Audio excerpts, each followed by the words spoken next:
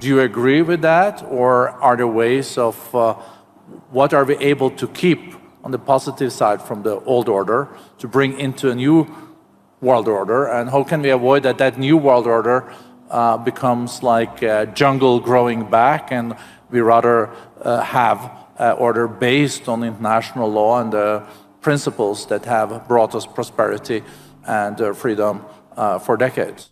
It's time to plan the future. Not their futures, your future. That order seems to not be the order anymore. We are on the way to a new order, so we are between orders. A new world order. So what will that look like? Maybe this is the old kind of teacher in me coming out. I think of this a little bit more about a transition of eras rather than a transition of orders, but the two are kind of cousins of one another. The reason I draw the distinction is because I don't think the international order built after 1945 is getting replaced wholesale with some new order. It will obviously evolve as it has evolved multiple times over the decades since 1945. But I do think in a more sharp and distinctive way, we are moving into a new era, and that's what I talked about in my remarks, that we are, the post-Cold War era has come to a close. We're at the start of something new. We have the capacity to shape what that looks like, and at the heart of it will be many of the core principles and core institutions of the existing order, adapted for the challenges that we face today. As I mentioned earlier in the show, Argentina's president, Javier Milei, has been warning of the decline of the West at the World Economic Forum at the hands of social justice and collectivism. Today, I'm here to tell you that the Western world is in danger. And it is endangered because those who are supposed to have to defend the values of the West are co-opted by a vision of the world that inexorably leads to socialism and thereby to poverty. Unfortunately, in recent decades, motivated by some well-meaning individuals willing to help others, and others motivated by the wish to belong to a privileged caste, the main leaders of the Western world have abandoned the model of freedom for different versions of what we call collectivism. So it's no wonder why globalists in Davos are worried about the 2024 election. They think, by the way, a Trump victory is a lock, and they're not happy about it, not one bit. Turns out globalists don't like an America First agenda. The world's plutocracy hasn't forgotten how Trump slapped down tariffs on China and pulled out of the Paris Accords, forced NATO countries to pay their fair share, and went heavy on American energy independence. Trump disrupted the global hegemony. The president of Argentina gave a full-throated speech in support of capitalism and free markets earlier this week in Davos. I would have loved to hear some of the grumbling and response from Davos after that speech.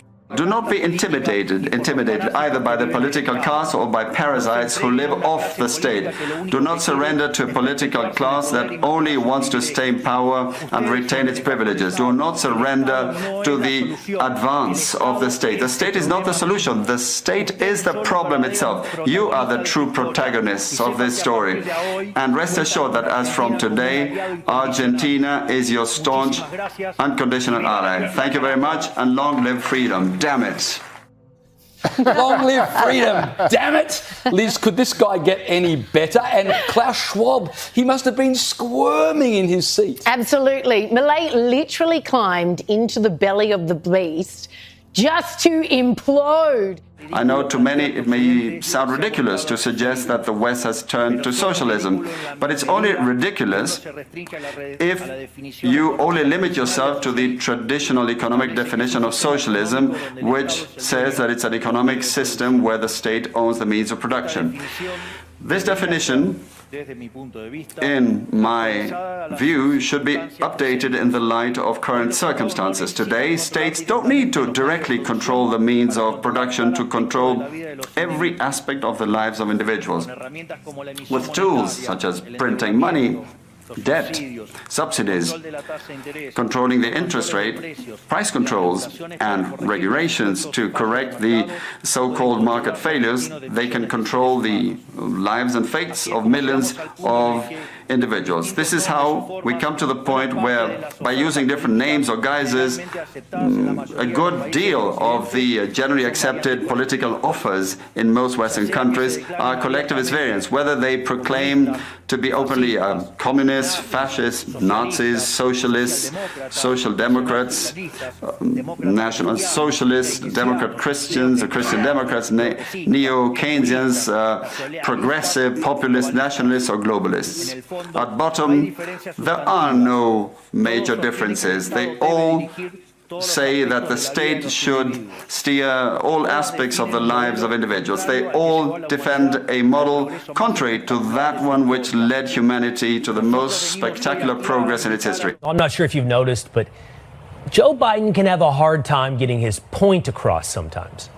We brought Israelis and Palestinians together at a political level, and Aqaba and as well as Shram. America is a nation that can be defined in a single word. My younger sister used to be 3 years younger than me. Now she's 23 years younger. There is not a single solitary Biden man that is younger than any Biden woman. But every once in a while, he tells us a perfect story without even trying. Yesterday, while pitching Bidenomics in South Carolina, he stopped by a fast food restaurant for a milkshake and some selfies. If you look over his shoulder, you can see the cost of a value meal, $7.69. Now, here's the thing. He went to the same chain 3 years ago, and the cost of that same value meal was $5.99. It's almost 30% more expensive now. And if that doesn't sum up Bidenomics, I don't know what does. Joe doesn't notice the price hike, but why would he? The average American does, and they're ready to let him know at the polls in November. Another conflict presented by socialists is that of humans against nature, claiming that we human beings damage the planet, which should be protected at all costs, even going as far as advocating for population control mechanisms or the bloody abortion agenda. Unfortunately, these harmful ideas have taken a strong hold in our society. Neo-Marxists have managed to co-opt the common sense of the Western world, and this they have achieved by appropriating the media, culture, universities, and also international organizations. The latter case is the most serious one, probably, because these are institutions that have enormous influence on political and economic decisions of the countries that make up the multilateral organizations. Remember when foreign intelligence agencies and our own teamed up to devise a nice little dossier in 2016? Who's to say they don't have another insurance policy coming down the pike?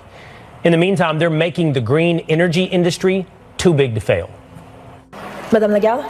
I'd love to follow up on what Christian is saying. I think the best defense, if that's the way we want to look at it, is attack. Rally the investment that we badly need for the transition towards a greener economy. It will cost no less than 620 billion per year to actually move the green transition further into the hope of a clean energy environment and a serious reduction of our CO2 emission.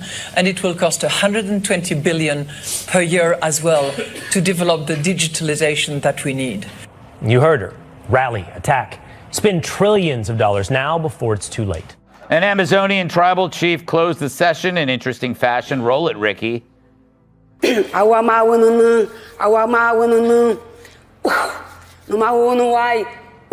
Why should I?